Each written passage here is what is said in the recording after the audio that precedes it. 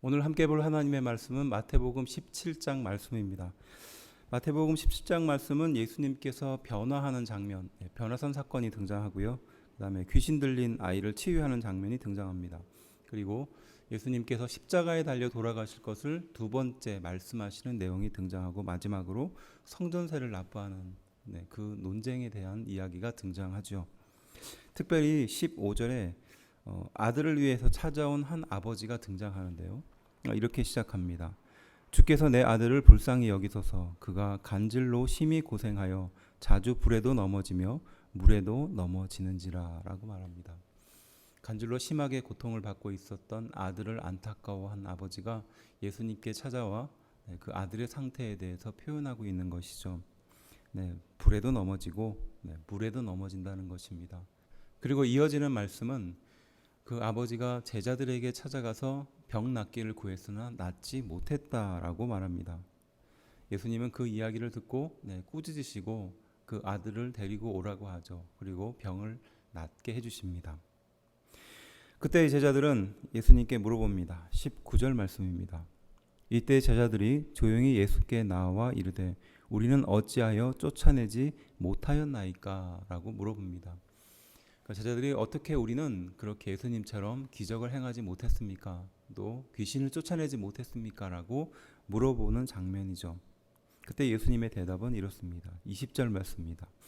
이르시되 너희 믿음이 작은 까닭이니라.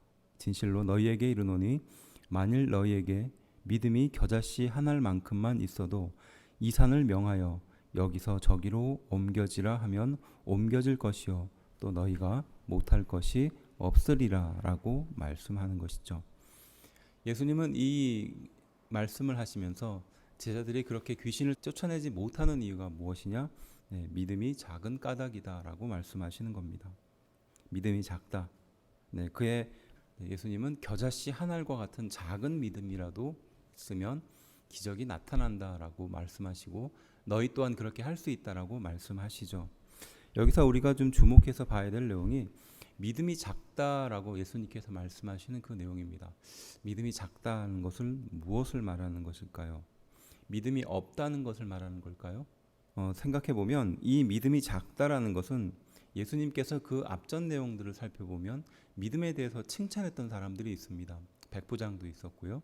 귀신 들렸던 사람도 있었습니다. 또 바로 직전장에서는 이방 여자였지만 아이 낳기를 원해서 예수님께 간구했었던 여자도 있었습니다. 예수님은 그들의 믿음을 칭찬하면서 이만한 믿음을 보지 못했다라고 말하죠. 그들의 믿음의 크기가 얼마나 대단했는지 모르겠으나 예수님께서 말씀하신 그들의 칭찬했던 믿음과 그에 반해서 믿음이 적다라고 말씀하신 이 두 가지에 대해서 우리가 묵상해 봐야 될 필요가 있는 것이죠. 그래서 결론적으로 말하면 믿음이 적다라는 것은 결국은 끝까지 묻지 못했다라는 것입니다. 믿음이 적다는 것은 믿음의 크기를 말하기보다는 끝까지 믿지 못했다라는 의미를 담고 있다는 것이죠. 그래서 우리는 베드로가 물에 빠져서 허우적거릴 때 예수님께서는 그 베드로를 즉시 잡아서 이끌어 주시면서 믿음이 적기 때문에라고 표현하십니다. 예수님께서 오시는 그 장면을 보고 즉시 물에 뛰어들 수 있었죠. 그렇지만 두려움에 빠져서 결국은 끝까지 믿지 못했던 베드로를 우리는 알고 있습니다. 그래서 결국 우리는 이 장면을 통해서 믿음이 작다라는 것은 믿음의 크기를 말하기보다는 끝까지 믿지 못했던 것에 대해서 예수님께서 말씀하셨고요. 그에 상반돼서 예수님께 칭찬을 받았던 그 많은 사람들은 끝까지 그 믿음을 지켰다라고 하는 것이죠. 근데 이 말씀의 근거에서 보면 이렇게 귀신을 쫓아낼 수 있는 능력은 우리의 능력이 아니라 우리의 실력이 아니라 우리의 믿음의 크기가 아니라 바로 하나님의 능력으로 그것을 쫓아낸다는 것을 알 수 있습니다. 그래서 우리는 그러한 기적을 믿는 신앙이 필요한 거죠. 귀신이 떠나가게 하는 것이 내 능력일까요? 절대 그렇지 않습니다. 하나님의 능력입니다.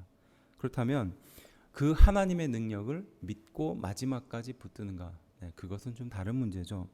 바로 그것이야말로 내 능력입니다. 곧 믿음입니다. 믿음을 갖는다는 것, 이것에 대한 두려움을 갖고 있습니다. 논리적이지 않지 않은가? 혹은 과학적이지 않지 않는가? 혹은 상식적이지 않지 않는가? 그래서 믿음을 갖는다는 것은 상대적으로 상식적이지도 않고 과학적이지도 않고 논리적이지도 않는 그러한 행동을 하게 될까봐 마음속에 두려움을 갖게 되는 것이죠. 세상의 모든 것들을 창조하신 그 하나님께서 우리를 지으셨고 이 세상을 지으셨습니다. 이것은 소위 말해서 논리적이지도 않고 과학적이지도 않습니다. 그것은 하나님의 손길에 의해 만들어지신 기적이라는 것을 우리는 기억해야 합니다. 그래서 우리가 두려워하는 그것은 논리적이지 않아서라기보다는 사실은 믿음으로 끝까지 붙들지 않기 때문이라는 것이죠. 내가 무엇을 두려워하고 있는지, 내가 주님께 온전한 믿음을 갖지 못하는 이유가 무엇인지, 혹시 내 능력을 의지하고 있지 않은지, 마치 믿음이 대단한 신앙의 연륜이나 대단한 능력을 갖추는 사람들이 할 수 있는 것처럼 그렇게 오해하고 있지는 않은지 우리는 이 구절을 통해서 살펴봐야 합니다.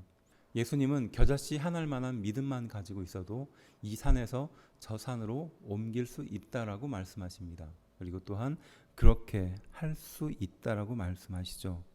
우리가 살아가는 것은 하나님의 기적입니다. 하나님의 손길이 아니고서는 하나도 되는 것이 없고 하나도 이루어지는 것이 없다는 것을 우리는 기억해야 합니다. 예수님이 말씀하신 그 믿음, 하나님의 능력을 끝까지 믿는 것, 그것이 우리에게 필요할 줄로 믿습니다. 하나님은 우리 인생 가운데 계획을 갖고 있습니다. 또 그 계획은 우리가 생각하지도 못했던 기적적인 일들입니다.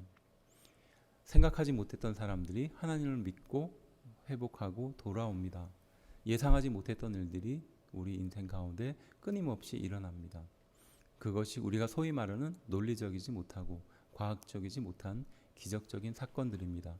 하나님은 우리 인생 가운데 기적을 베풀길 원합니다. 그리고 그 기적의 주인공이 바로 내가 되기를 원하죠.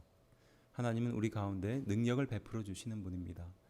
우리는 하나님의 그 능력을 끝까지 믿어야 할 줄로 믿습니다. 기도하겠습니다.